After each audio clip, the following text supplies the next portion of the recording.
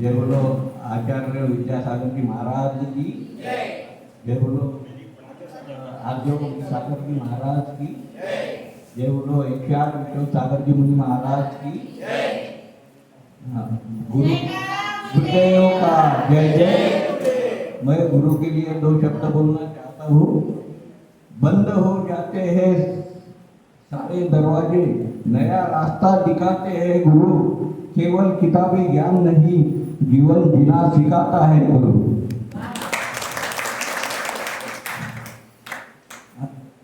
मैं विश्व सागर जी महाराज से मधुर वाणी, इनके मधुर वाणी से सबको लाभान्वित करे, ऐसी ये करता। सिद्धेभ्यः ओम नमः सिद्धेभ्यः ओम नमः सिद्धेभ्यः।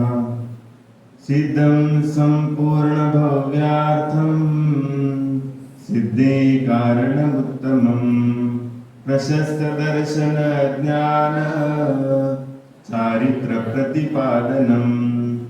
अरिहंत जय जय सिद्ध प्रभु जय जय।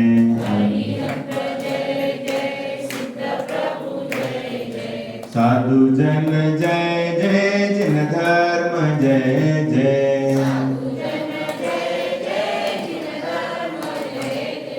अरिहंत मंगलम सिद्ध प्रभु मंगलम।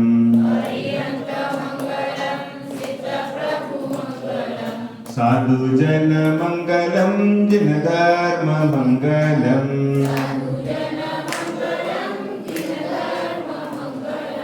अरिहंत उत्तमा सिद्ध प्रभु उत्तमा।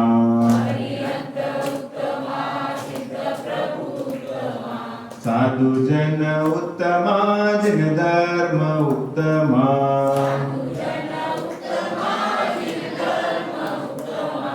अरिहंत शरणा सिद्ध प्रभु शरणा।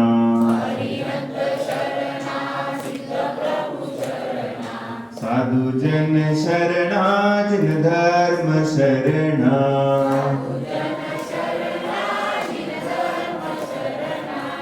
देवों के भी देव रहे जो देव विशेष झुकाते हैं। गर्भ से लेकर मोक्ष कल्याणक इंद्र भी शामिल होते हैं। ऐसे प्रभु श्री आदिनाथ को शत शत नम्र प्रणाम करूं। अंतिम शासक वीर प्रभु को बारंबार स्मरण में करूं। बारंबार स्मरण में करूं। देवादिदेव प्रथम तीर्थंकर श्री आदिनाथ भगवान की, देवादिदेव श्री मूलनायक चंद्रप्रभ भगवान की, वर्तमान शासन नायक श्री महावीर भगवान की, संत शिरोमणि आचार्य भगवान गुरुदेव विद्यासागर जी महाराज की, परम पूज्य आचार्य श्री आर्जव सागर जी महाराज की, उत्तम शौच धर्म की, 10 लक्षण महापर्व की,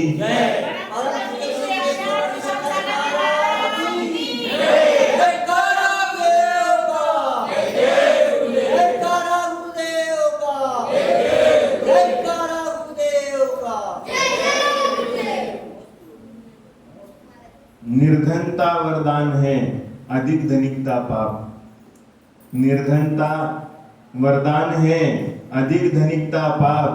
सत्य तत्व की खोज में निर्गुणता अभिशाप। सत्य तत्व की खोज में निर्गुणता अभिशाप। विषम पित्त का फल रहा मुख का कड़वा स्वाद। विषम पित्त का फल रहा मुख का कड़वा स्वाद। विषम वित्त से चित्त में बढ़ता है उन्माद। विषम वित्त से चित्त में बढ़ता है उन्माद। तो आज का ये उत्तम शौच धर्म है। जो शौच धर्म आपने लिए क्या बताने जा रहा है कि जीवन में शुचेर भाव शौचम, मैंने बताते हैं शुचिता के भावों को धारण करने का नाम शौच धर्म हुआ करता। और ये शौच धर्म अपने आप में ही एक शुद्धि का संदेश लेकर के आपके सामने आ रहा है। हर दिन एक नया जीवन लेकर के आपके सामने आता है। हर एक धर्म अपने अपने बारे में क्या है, खासियत विशेषता लेकर के आ रहा है और जीवन में उन चीजों को अपनाने का संदेश दे करके जा रहा है। तो आज का ये चौथा दिन, और ये चौथा दिन आपको क्या बता रहा है कि शुचिता के भावों को धारण करो। शुचिता के भावों को धारण करने से ही व्यक्ति क्या कर सकता है, शुद्ध बन सकता है। इसलिए बताया गया कि निर्धनता अभिशाप, अभी निर्धनता तो वरदान है और अधिक धनिकता क्या है, पाप है। जो जितना धनवान होता है वो उतना ही क्या हो जाता है, पापी हो जाता है, उसके अंदर अहंकार आ जाता है। और जो जितना गरीब है उतना क्या है, उसके लिए वरदान है, क्योंकि वो भगवान के पास जुड़ने का उसको रास्ता मिल जाता है। लेकिन ये जितने भी धनिक व्यक्ति होते हैं वो धनिक व्यक्ति अहंकारी होते हैं और निर्धन व्यक्ति हमेशा सहजता से, सरलता से जीवन जीने का प्रयास करते हैं। इसलिए बताते हैं निर्धनता तो वरदान है, लेकिन अधिक धनिकता पाप की श्रेणी में आता है। और सत्य की खोज में अगर निकलोगे तो सत्य की खोज में निकलने के बाद आपके अंदर अगर कोई गुण नहीं है तो वो आपके लिए अभिशाप बन करके आ जाता है। आपके अंदर गुणों का विकास होना जरूरी है। तो इसी तरीके से विषम पित्त होता है, पित्त भड़कता है ज्यादा तो क्या हो जाता है, तो वो मुख का कड़वा स्वाद बना देता है, मुख को भी क्या कर देता है, कड़वा बना देता है। और उसी तरीके से अगर विषम वित्त है, बहुत अनाप शनाप अंट संट पैसा है, तो उसके मन में भी क्या हो जाता है, चित्त में उन्माद बढ़ देता है, बढ़ा देता है, ये करो कि वो करो। इसके लिए पैसा उड़ाने के लिए उसके मन में बहुत सारी भावनाएं पैदा होती हैं, जो उसके लिए क्या करती है, सन्मार्ग का रास्ता नहीं खोलती है, वो दुर्मार्ग का रास्ता खोलने का प्रयास करती है। इसी तरीके से ये आज का शौच धर्म आपको कुछ बताने जा रहा है कि एक सेठ जी थे और सेठ जी क्या करने लगे, तो सेठ जी व्यापार करने के लिए गए। और व्यापार करने के लिए गए तो पहले के लोग व्यापार करते थे, जहाज से जाते थे समंदर को पार करके। तो आज भी जाते हैं। तो वो सेठ जी समंदर से जा रहे हैं और समंदर से व्यापार करते हुए लौट रहे हैं। और लौटते समय क्या हो गया, उनका जो जहाज था वो जहाज क्या हो गया, वो जहाज समंदर में डूब गया। जहाज क्या हो गया, समंदर में डूब गया। अब जैसे समंदर में डूब गया तो जैसे डूबने वाला है तो व्यक्ति क्या करता है, डूबता है तो क्या करता है, सभी लोग समंदर में छलांग लगा देते। वो डूब रहा है तो डूबने, अब क्या बचाओगे उसको, कोई बचा सकता है क्या, नहीं बचा सकता। तो वो जहाज डूब रहा था तो जहाज डूब गया।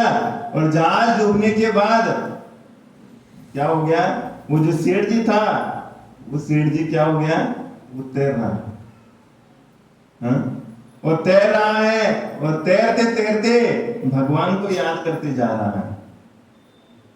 अब तक तो उसके हाथ में कुछ भी नहीं था, जहाज भी पूरा का पूरा समंदर में डूब गया और जहाज डूब गया, अब उसके हाथ में कुछ भी नहीं बचा।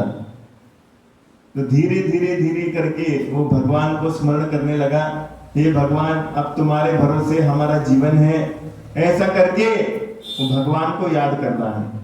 और जैसे भगवान को याद किया तो क्या पता कहां से एक लकड़ी का ठूट आ गया बहते बहते, और लकड़ी का ठूट उसके सामने आके खड़ा हो गया।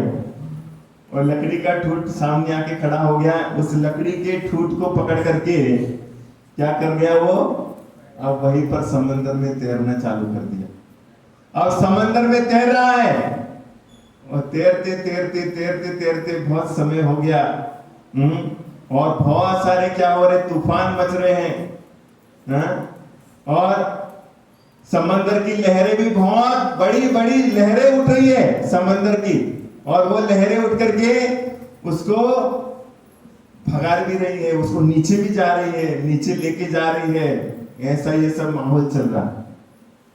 तो ये समंदर की लहरें बहुत तेजी से आ रही, तेजी से आकर के उसको नीचे दबा भी रही है, ये फटकार भी लग रही है उसको, और वो भगवान को याद कर रहा है, हाँ? हे भगवान मेरे को बचाओ, हे भगवान मेरे को बचाओ।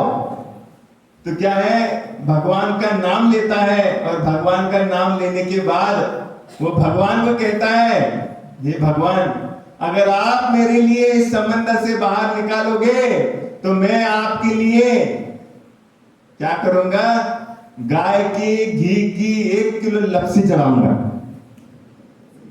क्या है, 1 किलो लपसी चढ़ाऊंगा, वो भी कैसी, गाय की घी की, हाँ?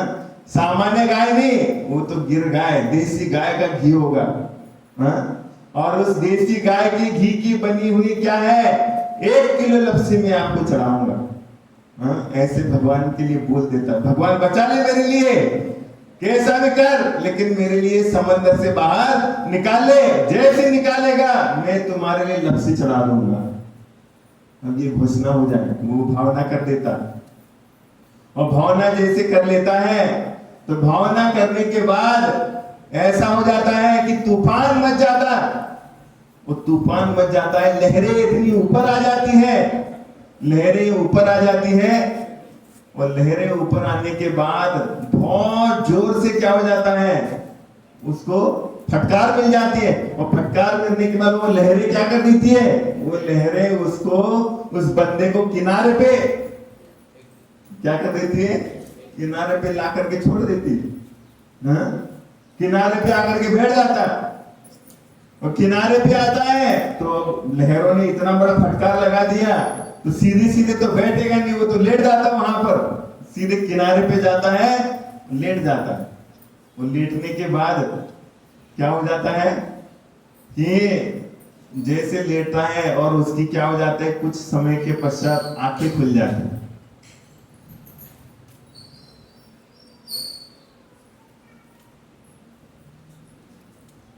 आंखें खुल गई। अब आंखें खुलने के बाद वो देखता है मैं कहां पर हूं, हाँ? मैं कहां पर हूं, तो वो देखता है, देखने के बाद उसको समझ में आता है कि वो कहां पर है, वो तो किनारे पे लग गया, हाँ? वो किनारे पे लग गया है, ऐसा सोचता है, और जैसे किनारे पे लग गया है तो क्या है, अब उसको याद आती है कि मेरे लिए 1 किलो लपसी चढ़ानी है। क्या है, 1 किलो लपसी, मैंने बोला था कि भगवान के लिए मैं 1 किलो लपसी चढ़ाऊंगा, तो भगवान के लिए क्या करता है, भगवान धन्यवाद आपने मेरे लिए बचाने की चेष्टा करी, लेकिन जैसे 1 किलो लपसी उसके दिमाग में आता है, और वो भी गाय के घी की, कहता ये बहुत महंगा सौदा है, कहने लगे, हाँ ये बहुत महंगा सौदा है। नहीं, मन में सोचता क्या है, अब तो मैं बाहर आ गया, हाँ अब तो मैं 1 किलो लपसी नहीं चढ़ाऊंगा, अब तो क्या है, 5 किलो जो है, 5 किलो क्या कर दूंगा, लपसी लेके जाऊंगा। वैसे भगवान थोड़ी खाते हैं, खाते तो है नहीं, वो क्या सोच रहा है, वो खाते थोड़ी है, हाँ वैसे भी मैं बाहर आ गया हूं, अब मेरे को क्या होने वाला है, ऐसा सोचता है। वो गाय के घी का लपसी मैंने बहुत महंगी चीज है, हाँ? और वो जैसे सोचता है तो क्या होता है कि मैं 1 किलो लपसी की जगह पर 5 किलो लपसी चढ़ाऊंगा। ऐसे जैसे भाव होते उसके मन में, वैसे पीछे से तूफान आ जाता है, हाँ? पीछे से तूफान आ जाता है, और पीछे से तूफान आने के बाद वो जो आदमी किनारे पे बैठा है वो पुनः समंदर के बीच में चला जाता है, हाँ? समंदर के बीच में चला जाता है, और समंदर के बीच में चला जाता है, और जैसे समंदर के बीच में जाता है तो क्या है, वो बीच में मझधार में ऊपर नीचे हो जाता है, क्योंकि समंदर का पानी बहुत तेज बहाव वाला रहता है, हाँ? समंदर का पानी बहुत, उसका प्रेशर बहुत ज्यादा रहता है, तो वो समंदर के पानी में अपनी सांस भी नहीं ले पा रहा है, ऐसी अवस्था में जाके पहुंच रहा है। और जब ऐसी अवस्था में पहुंचता है तो ऐसी स्थिति बन जाती है कि उस समय आकाशवाणी हो जाती है। आकाशवाणी में बता दिया जाता है कि हे मूर्ख इंसान, तूने जो वादा किया था वो वादा तूने निभाया नहीं। क्या है? तूने वादा किया था कि तू क्या करेगा, तेरी जान बचने के बाद तू क्या करेगा, लपसी चढ़ाएगा, और वो भी गाय के घी की लपसी चढ़ाएगा। लेकिन तू जैसे किनारे लग गया, तेरी मति में क्या हो गया? मति में परिवर्तन आ गया, तेरी मति भ्रष्ट हो गई। इसलिए तेरे लिए दिमाग से सोचना चाहिए। तो फिर क्या है, वो कहता है हे भगवान मेरी गलती हो गई, मैं कान पकड़ता हूं, कहने लगा कान पकड़ता हूं, अब मैं जो है मैं 1 किलो बोला था अब कहता है हे प्रभु मेरे लिए आप बचा दो, बस मैं आपके लिए 2 किलो लपसी चढ़ा दूंगा। क्या करता है? 2 किलो लपसी चढ़ा दूंगा। मैंने 2 किलो लपसी चढ़ाने की बात आती है। कब आती है? जब मुसीबत में आप घिर जाते हो तब। लेकिन जब आप हट्टे कट्टे रहते हो, आपका जब तक शरीर मजबूत रहता है, तब तक आप कुछ भगवान के सामने चढ़ाने के भाव नहीं करते हो।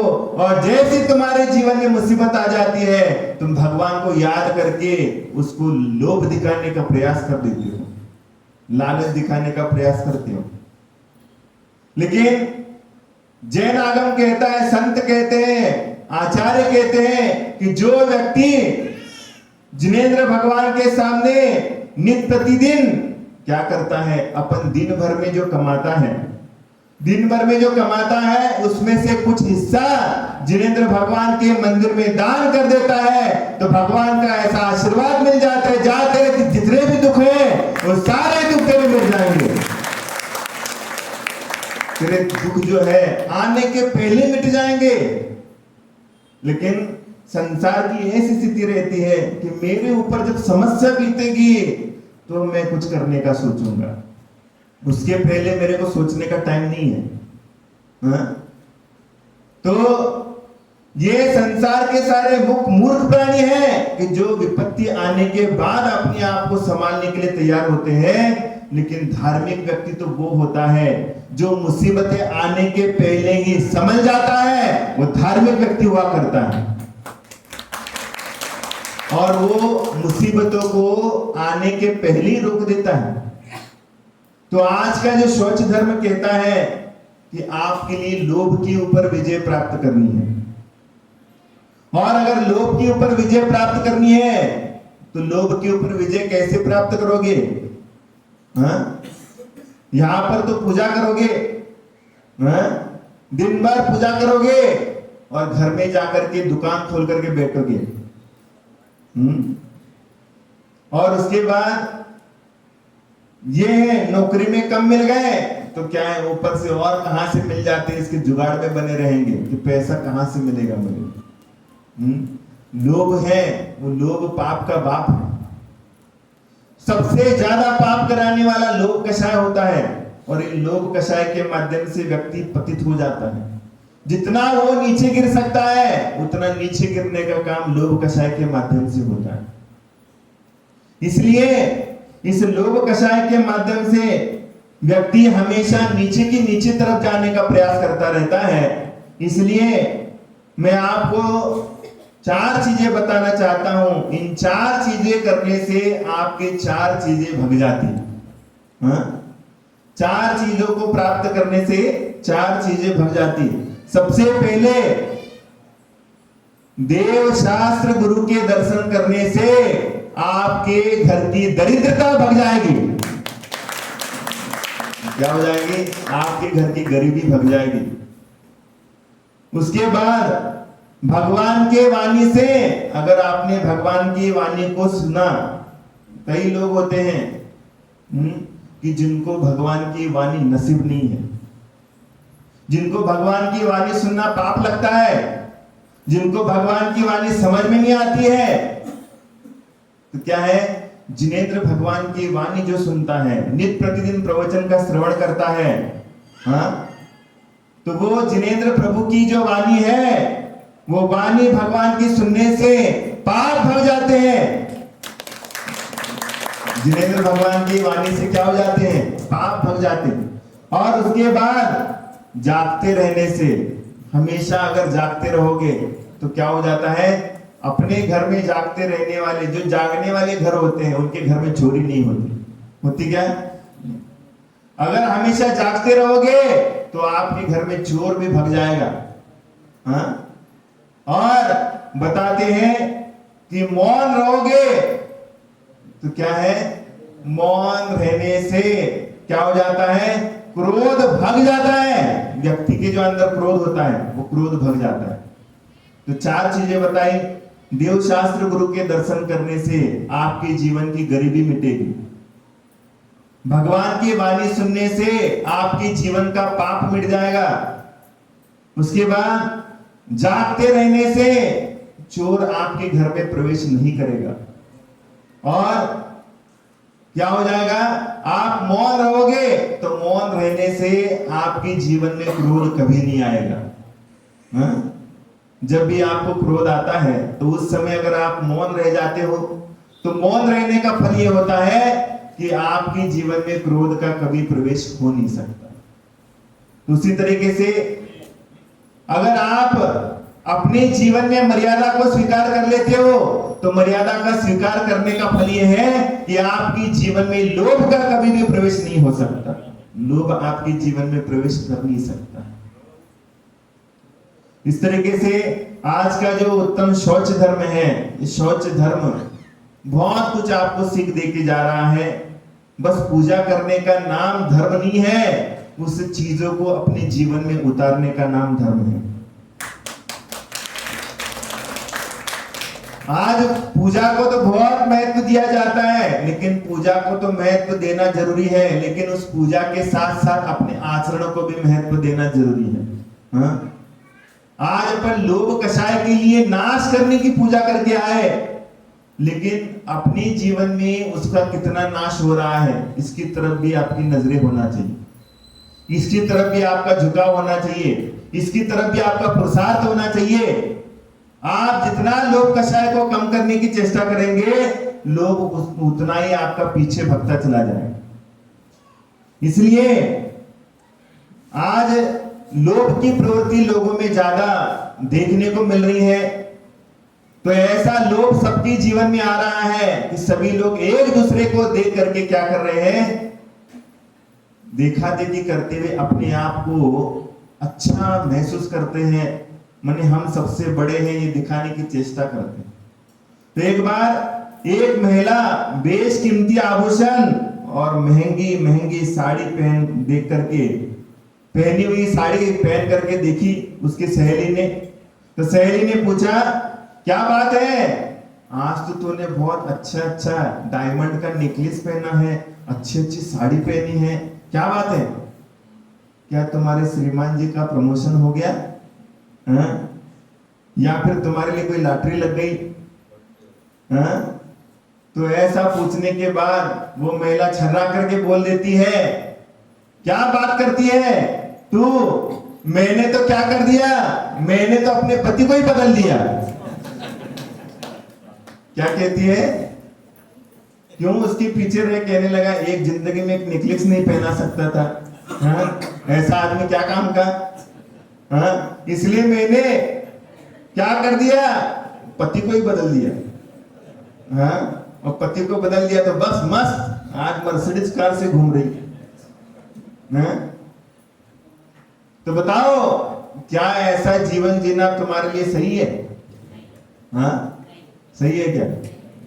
सबसे बड़ी दुर्घटना तुम्हारे जीवन की यही है कि आप इन सारे प्रदर्शन को देख करके आप क्या हो जाते हो, वशीभूत हो जाते हो, और वशीभूत हो जा करके अपने आप के जीवन का इंतकाम कर देते हो। आज मैं दिगंबर समाज से कहना चाहूंगा आज लोभ कषाय का कारण है, लोभ कषाय का धर्म चल रहा है। हाँ? आज बहुत सारी ऐसी लड़कियां होती है जो लड़कियां दिगंबर समाज में होती हैं, लेकिन दिगंबर समाज में होने के बावजूद भी दिगंबर समाज के जो लोग होते हैं वो लोग अपनी बेटी की शादी किसके साथ करना चाहते हैं? बोलो, किसके साथ करना चाहते हो? हाँ, दिगंबर के साथ कराओगे? हाँ, किसके साथ कराओगे? हाँ, कोई अरे बड़ा सेठ मारवाड़ी आ जाएगा तुम्हारे सामने, श्वेतांबर आ जाएगा, चल मैं तेरे लिए इतना 50 लाख रुपए देता हूं, लड़की दे दे। मूर्तिजापुर के समाज दे देगी क्या? हाँ, देंगी? हाँ, अरे तुम लोग जो है यहाँ बातें जरूर करते हो लेकिन अपनी लोक प्रवृत्ति को लगाम दो। हाँ, अगर तुमने दिगंबर समाज की एक लड़की भी दूसरे धर्म में दे दी, तुमने अपने लिए 7 जन्म तक बांझ बनने का पाप अपने मस्तक पे ले लिया। 7 जन्म तक तुम्हारे लिए कोई पुत्र नहीं होंगे, 7 जन्म तक तुम्हारे लिए कोई संतानें पैदा नहीं होंगी, क्योंकि तुमने जो जैन कुल में लड़की पैदा हो गई उसके लिए तुमने कहां पर डाल दिया? कहां पर डाल दिया? हाँ, ऐसे धर्म में डाल दिया जो जैन धर्म से कोई रिलेटेड नहीं है। हाँ, काय के लिए डाल दिया? बस चंद पैसे के लिए तुमने डाल दिया। काय के लिए डाल दिया? अरे वो बड़ा घर है ना, बड़े घर में रहता है। हाँ, बड़े घर में कितना बड़ा मकान है उसका, कितना बड़ा व्यापार है, इसको देख करके तुमने लड़की दे दिया। अब जिनेंद्र भगवान तुम्हारे लिए ऐसा देंगे वरदान कि अब तू बेटा जब भी जन्म लेगा तेरी कोई संतानें नहीं होगी, कोई संतानें नहीं होंगी तेरे लिए। कितने भी पैर मसल ले, कहीं पर भी माथा टेक दे, लेकिन तेरी कोई संतानें नहीं होंगी। क्यों? जब तुम्हारे लिए कोई संतान पैदा हुई थी तो तुमने लोभ के वशीभूत होकर के उन बच्चों को कहां पर दे दिया? हाँ, कहां पर दे दिया? हाँ, इसलिए मूर्ख दिगंबरों ध्यान रखियो, अपनी बेटी को कभी भी दूसरी जाति में कभी देने की चेष्टा मत करना, कभी नहीं देना चाहिए। और क्योंकि अगर कोई लड़की देता है तो वो यहां पर प्रायश्चित लेने का भागी है। अगर किसी ने लड़की दी है श्वेतांबरों में या फिर अन्य जाति में, वहां की लड़की लेके आ सकते हो, लेकिन यहां की लड़की नहीं जाना चाहिए।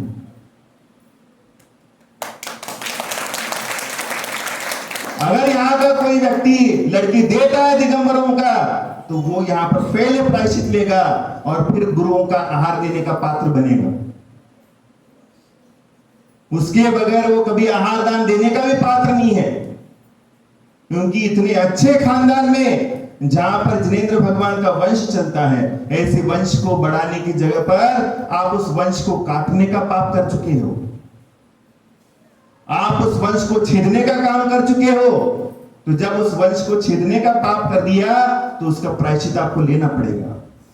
भले अपनी बेटी को अगर आप संभाल नहीं सकते हो तो यहां पर जितनी भी माताजी होती है उन माताजियों के संग में भर्ती करा देना, लेकिन अपनी बेटी को कभी अन्य समाज के साथ विवाह मत करा देना।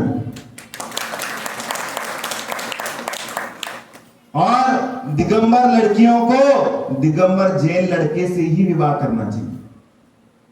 कोई भी दूसरी जाति का कोई व्यक्ति चलेगा नहीं, कितना भी पैसे वाला हो। हम तो कह रहे तुम हर दिन क्या करते होंगे? हर दिन तुम्हारे घर में रबड़ी के रसगुल्ले खाते होंगे तुम, लेकिन ऐसा जीवन मेरे लिए नहीं चाहिए कि जहां पर जिनेंद्र भगवान का नामो निशान नहीं है और मैं वहां पर जाकर के गुलाब जामुन और दुनिया भर के पकवान खाते रहूंगी। ऐसे घर में मेरे को जाना ही नहीं है। भले मेरे लिए यहाँ पर पानी मिला करके आटा पीना पड़े घोल करके, तो भी मैं यहाँ पर आटे का मिला हुआ पानी पी के रहूंगी, लेकिन जिनेंद्र भगवान के दर्शन करते रहूंगी। ऐसा संकल्प लेके जाओ तो तुम्हारा जीवन कल्याणकारी है, तो तुम्हारा जीवन जन्म लेना सार्थक है। ऐसा नहीं कि हम गरीब पैदा हो गए तो हम अमीर दिखाने के लिए जाते हैं। ऐसे लोगों की कोई आवश्यकता नहीं जैन धर्म में। इसलिए ऐसे माँ बाप की भी आवश्यकता नहीं है कि जिन्होंने अपनी गरीबी को देखते हुए अपने संतानों को बेच दिया।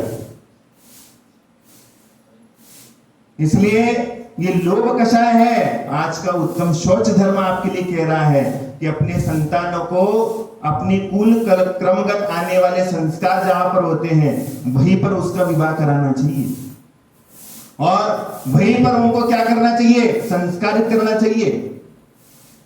क्या बताओ, आजकल लड़कों के लिए लड़कियों की कमी पड़ रही है। क्या तुम्हारे मन में कमी पड़ रही है? हाँ, अपनी लड़कियों को तुम अदर कास्ट में ब्याह कराना चाह रहे हो। हाँ, तो भले दिगंबर व्यक्ति कितना भी गरीब क्यों ना हो, लेकिन वो जिनेंद्र भगवान का उपासक है, सच्चे देव का उपासक है। उसके लिए आप लड़का दोगे तो आपके लिए वरदान मिलेगा, और अगर तुमने पैसे वाले को देख करके लड़की दिया तो तुम्हारे लिए श्राप मिल जाएगा।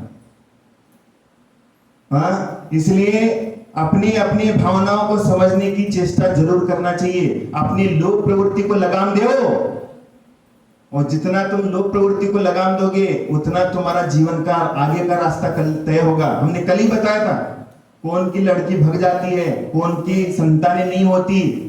अगर तुम्हारी संतान होने के बाद तुमने चंद पैसों में बेच दिया, अगले पर्याय में तुम्हारी संतानें नहीं होंगी। और जिन लोगों ने पैसे को देख करके अपनी लड़कियों का विवाह कराया है, उनके लिए भी अगले जन्म में संतानें नहीं होंगी। पीसते रहो अपने माथे को। इसलिए ये पुरुषार्थ तुम्हें करने के लिए मिला है, तो लोभ कषाय को बहुत कंट्रोल करो, अपने आप को मर्यादा में रखो, तब जाकर के तुम्हारे लिए जीवन में कुछ ना कुछ तो करने का मौका मिलेगा। इसलिए मैं महात्मा गांधी का उदाहरण बताता हूं कि महात्मा गांधी जी क्या थे, वो बैरिस्टर थे, बैरिस्टर। हाँ? और वो बैरिस्टर थे और वो दक्षिण अफ्रीका में क्या है, पढ़ने के लिए गए।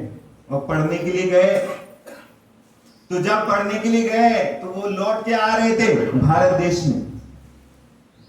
हाँ?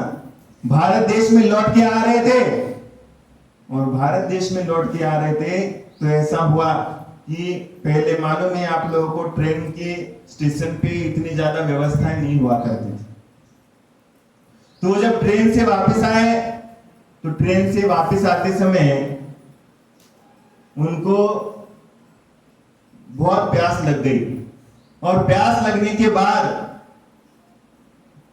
के बाद ऐसा हुआ कि उन्होंने स्टेशन पे जाकर के देखा तो गाड़ी जहां पर रुकी थी, तो स्टेशन पे जाकर के देखा तो वहां पर कोई भी पानी की व्यवस्था नहीं थी। पहले स्टेशन इतने मॉडर्नाइजेशन नहीं थे, मॉडर्न नहीं थे, ये सारी सुख सुविधाएं वहां पर हुआ करती थी। तो वो वहां पर नीचे उतर गए, और नीचे उतरने के बाद यहां पर ऐसा हुआ कि उनको पानी की कोई व्यवस्था नहीं मिली।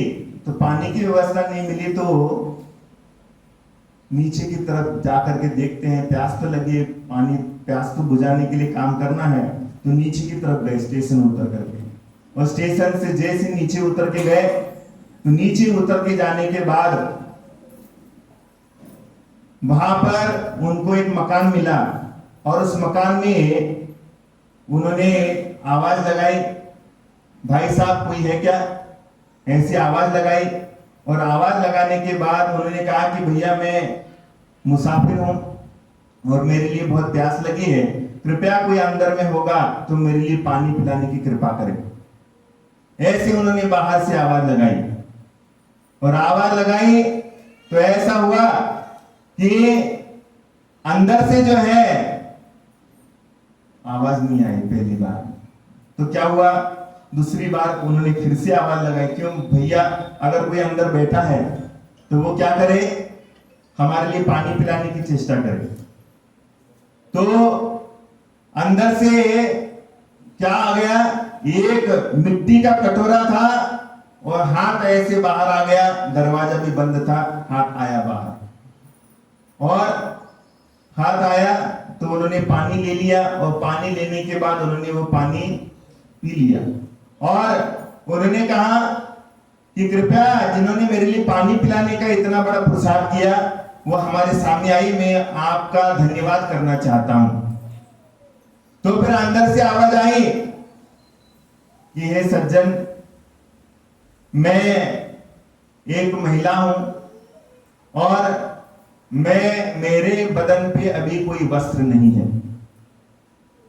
हम 2 बहनें रहती है, तो 2 बहनें हैं, तो इसमें से 2 बहनों में एक ही साड़ी है और एक बहन साड़ी पहन करके बाजार में कुछ लेने के लिए गई है, इसलिए मेरे बदन पे कोई वस्त्र नहीं है, इसलिए मैं आपके सामने नहीं आ सकती, इसलिए मेरे लिए क्षमा करो। तो जैसे ये शब्द उन्होंने सुने महात्मा गांधी जी के जीवन में ये प्रसंग घटित हुआ, तो उस समय वो बैरिस्टर थे। कहा वो विदेश में पढ़ने गए थे, उनके पास आज करोड़ों की संपत्ति होती, लेकिन उन्होंने सोचा कि मेरे पास इतनी बड़ी डिग्री है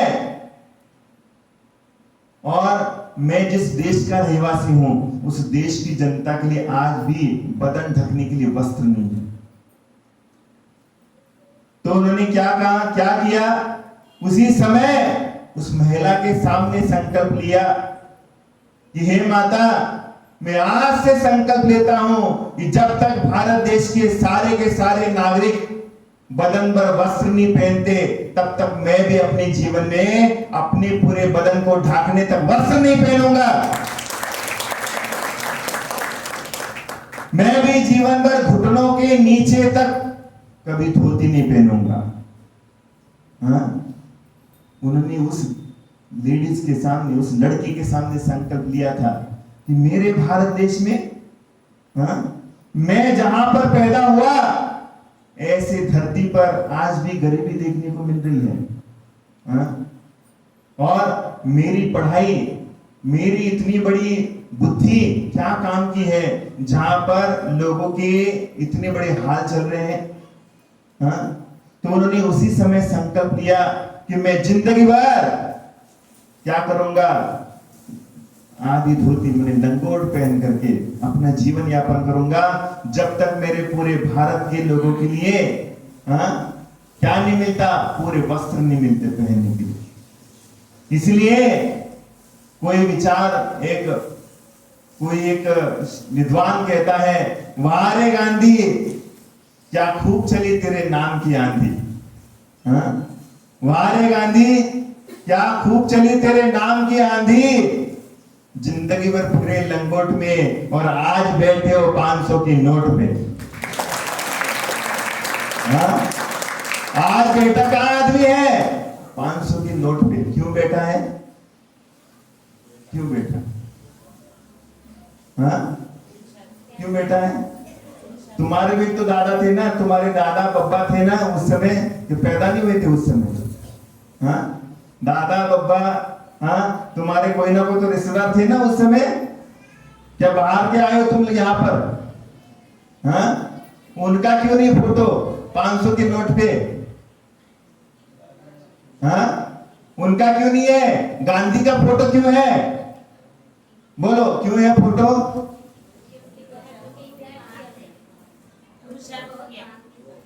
क्या महान थे, क्या कर्तृत्व किया उन्होंने? अरे उन्होंने त्याग किया, काय के लिए? अपने परिवार के लिए? पूरे देश के लिए त्याग किया। कहने लगे पूरे देशवासी जब तक अपने बदन पर वस्त्र नहीं पहनते तब तक मैं पूरे वस्त्रों को नहीं पहनूंगा। क्या तुम जिंदगी में इतना त्याग कर सकते हो? कर सकते हो? अपने लोग को अगर आप इतना बड़ा त्याग नहीं कर सकते हो तो आप अपने जीवन में इतना संकल्प जरूर ले लेना कि मैं अपने बच्चे को जैन धर्म के संस्कार तो जरूर दिलवाऊंगा। इतना संकल्प लेकर के जाना। क्या संकल्प दो? आप अपने बच्चे को अच्छी कार दो या ना दो, आप अपने जीवन में मारुति कार, उसके बाद कौन सी कार, नैनो कार, उसके बाद हुंडई कार, उसके बाद मर्सिडीज कार, उसके बाद लैम्बोर्गिनी, हाँ, उसके बाद वो क्या है वो मैं जानता नहीं, क्योंकि जिस रास्ते पे जाना नहीं उस रास्ते का पता क्यों पूछो, हाँ। तो इसलिए आप अपने बच्चे को इतनी बड़ी बड़ी महंगी कार भले ही ना दो, लेकिन अपने बच्चे को जैन धर्म के संस्कार जरूर दे देना, तो तुम्हारा बच्चा बहुत अच्छा होगा, हाँ। अपने बच्चे को जैनत्व के संस्कार दो, हाँ, तब जाकर के आपके बच्चे ऐतिहासिक बनेंगे, हाँ। और ये सब कुछ जो जैन थे, ये महात्मा गांधी और कोई नहीं थे, वो भी जैन थे, समझ में आया। लेकिन उनके जैन जो पूर्वज थे उन्होंने धर्म परिवर्तन कर लिया था। गांधी जी का इतिहास भी देखते हैं तो उनके पूर्वज भी जैन थे, इसलिए ये सारे संस्कार आते हैं। इसलिए ये सारी चीजों को अपने जीवन में ला करके अपने जीवन में इन चीजों को उतारने की चेष्टा जरूर करना चाहिए और अपने लोभ कषाय को यहाँ पर कम करने की चेष्टा जरूर करना चाहिए। संसार का हर व्यक्ति जो होता है वो क्या सोचता है, मैं आपको इस रूपक के माध्यम से बताना चाहता हूं। एक बार एक मुल्ला नसरुद्दीन मरा, क्या है, नसरुद्दीन मर गया। तो मरने के बाद ऐसा हुआ वो धोखे से स्वर्ग में पहुंच गया। क्या हो गया, धोखे से, सच में नहीं, धोखे से स्वर्ग में पहुंच गया। और यमदूतों ने उसे पकड़ करके चित्रगुप्त के सामने पेश किया। यमदूतों ने क्या कर दिया, उसको पकड़ लिया और पकड़ करके चित्रगुप्त जो होता है उसके सामने उसको खड़ा कर दिया। चित्रगुप्त बोला, मुल्ला तुम यहां कैसे, हाँ? चित्रगुप्त बोलता है तुम यहां कैसे। तो नसरुद्दीन बोला क्यों, क्या मुझे स्वर्ग में रहने का कोई अधिकार नहीं है, हाँ? क्या मैं कोई स्वर्ग में नहीं जा सकता, क्या मैं स्वर्ग में नहीं रह सकता। तो चित्रगुप्त बोला, हाँ तुम्हें भी स्वर्ग में रहने का कोई अधिकार नहीं है, क्योंकि तुमने पृथ्वी पर ऐसा कोई कार्य नहीं किया है कि जिसके माध्यम से तू स्वर्ग में रह ले। क्या है, तुम्हें कोई पृथ्वी पर यहाँ स्वर्ग में रहने का कोई अधिकार नहीं, क्योंकि जो अच्छा काम नहीं करेगा उसको कोई रखेगा क्या स्वर्ग में, हाँ? स्वर्ग में कोई रखता ही नहीं। कहने लगा तेरे लिए हाँ ठीक है, तू चाहता है कि मैं स्वर्ग में रहूं, लेकिन भैया स्वर्ग में अगर रहना चाहता है तो अच्छे काम करने वाले को ही स्वर्ग मिलता है। ऐसा कार्य तुमने कोई नहीं किया जिससे तुम स्वर्ग का आनंद लो। स्वर्ग में बस सत्कर्म कर लो, और स्वर्ग में जो सत्कर्म करता है वही प्रवेश पाता है। जो जीवन में सत्कर्म नहीं करता वो कभी प्रवेश नहीं पा सकता। तो चित्रगुप्त ने कहा,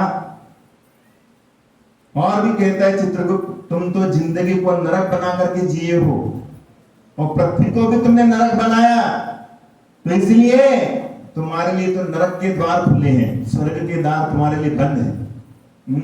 तुमने जिंदगी भर क्या कर दिया, नरक में जीने का जो प्रयास होता है वही तुमने जिंदगी भर कर लिया। मैं तुम्हारे लिए स्वर्ग में कैसे रखाऊंगा।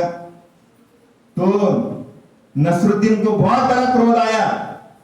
क्रोध आने के बाद उसने क्या कर दिया, जेब से रुपयों का बंडल निकाल दिया, उसको गुस्सा आया और उसने क्या कर दिया, जेब से नोटों का बंडल निकाल दिया और चित्रगुप्त के हाथ में थमाने की चेष्टा कर दी। तो जैसे ही वो बंडल निकाल रहा है तो चित्रगुप्त को वो हंसी आ गई और वो कहने लगा, ये भैया, ये मुल्ला, ये क्या है, ये स्वर्ग है, यहाँ पर मनुष्यों की रिश्वतखोरी नहीं चलेगी।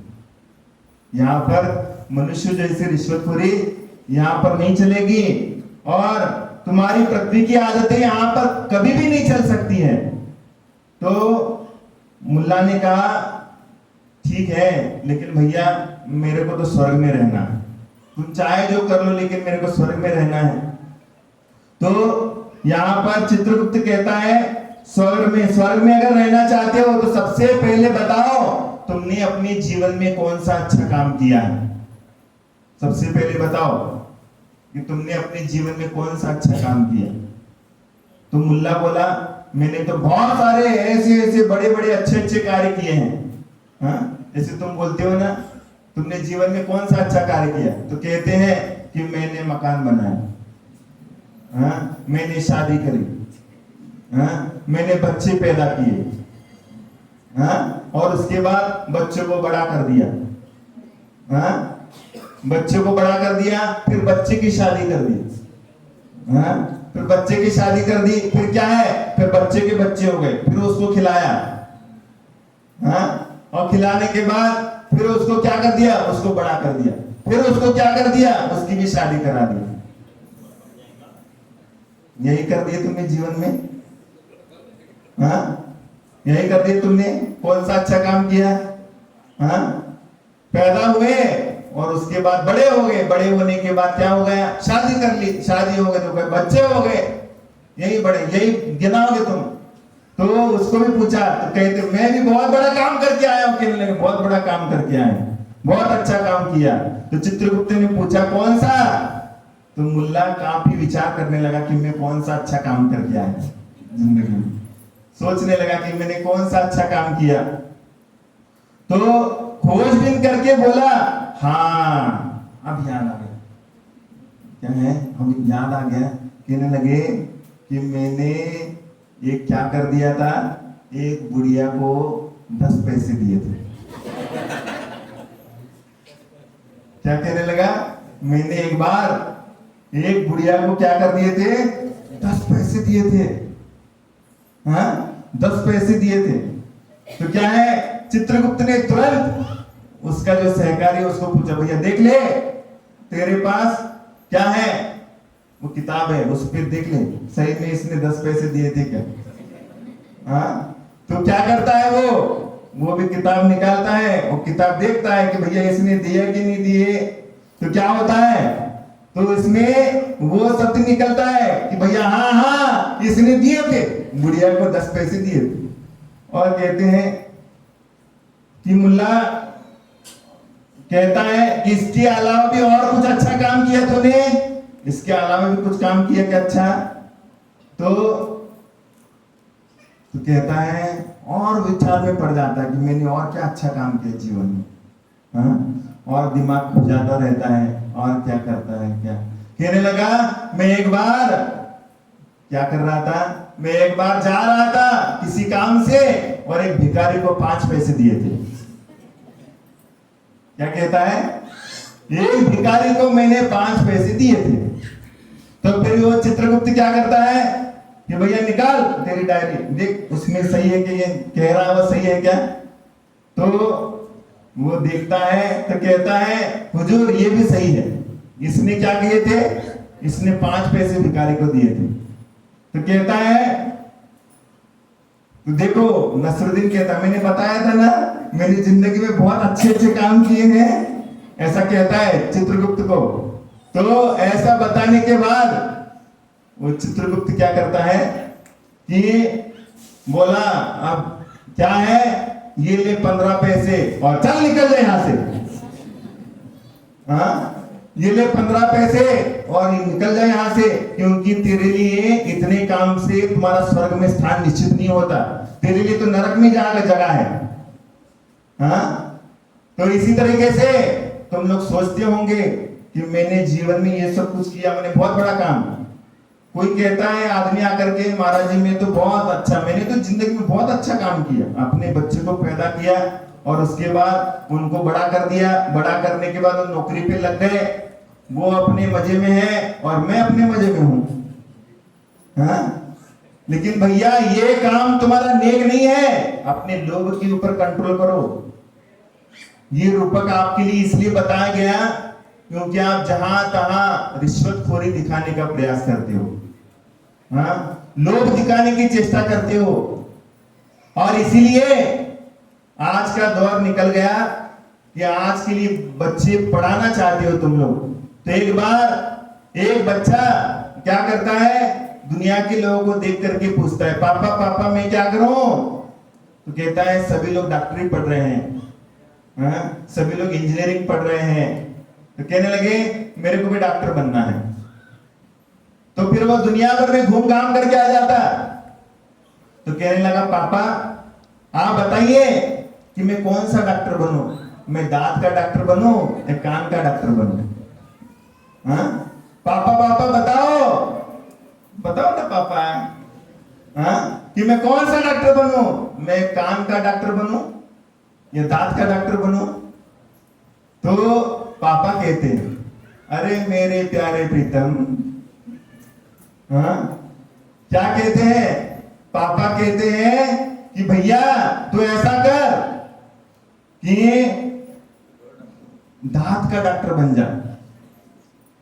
क्या है? दांत का डॉक्टर बन जा, क्योंकि दांत का इनकम सोर्स ज्यादा है, क्योंकि दांत 32 होते हैं। हाँ दांत कितने होते हैं और कान कितने होते हैं? 2। तो तुम किसका डॉक्टर बनाओगे? ऐसे करोगे ना? हाँ ये परिणति है तुम्हारी, ज्यादा लोभी प्रवृत्ति है। आज क्या है कि वो बच्चा वो वहां पर पढ़ रहा है ना, तो मेरा बच्चा कहां पर, उससे भी आगे पढ़ना चाहिए। ये लोभ प्रवृत्ति है तुम्हारी। तुम्हारे जीवन में ये नहीं आ रहा है कि जितने बड़े बड़े महापुरुष हो गए हैं वो कौन सी यूनिवर्सिटी में पढ़े? हाँ कौन सी यूनिवर्सिटी में पढ़े? अरे वो तो गांव के सड़क छाप यूनिवर्सिटी में पढ़े हैं, लेकिन आज उन्होंने पढ़ करके देश दुनिया का नाम रोशन कर दिया। क्यों कर दिया नाम रोशन? क्योंकि उनकी सोच थी, उनका पुरुषार्थ था। लेकिन अपन क्या कर रहे हैं? अपन पुरुषार्थ को गौण करते हैं और अपने चीजों को ही आगे आगे बढ़ाने के कार्यों को लग जाते हैं। छोटा बच्चा पैदा नहीं हुआ तो उसको ट्यूशन लगा देते हैं कि पढ़ना चाहिए उसको। ये सबसे बड़ी मूर्खता तुम्हारे जीवन में है। उसको आप लोभ पढ़ा रहे हो, लोभ कषाय पढ़ा रहे हो, और इन लोभ कषाय के माध्यम से उसके जीवन में कोई भी खुशहाली नहीं आएगी और ना उसका जीवन कोई अच्छा होने वाला। इसलिए अपने जीवन में उसको त्याग करने की भावनाएं सिखाओ। उसके जीवन में आगे बढ़ना है तो अच्छे संस्कारों की दिशा दो, तो जाकर के आपका बेटा क्या बनेगा? वो महापुरुष बनेगा। हाँ तब जाकर के अपने जीवन में कुछ ना कुछ तो अच्छा कार्य होगा। तो इसी भावना के साथ मैं ब्लैक पसंद करता हूं, ना मैं व्हाइट पसंद करता हूं, ना मैं ब्लैक पसंद करता हूं, ना मैं व्हाइट पसंद करता हूं। मैं तो जैन समाज की स्माइल पसंद करता हूं, मैं तो जैन समाज की स्माइल पसंद करता हूं। इसी भावना के साथ अपनी लोभ कषाय को कम करते जाना है, तभी जीवन का कल्याण होगा। इसी भावना के साथ अपनी वाणी को विराम देता हूं। जय बोलो महावीर भगवान।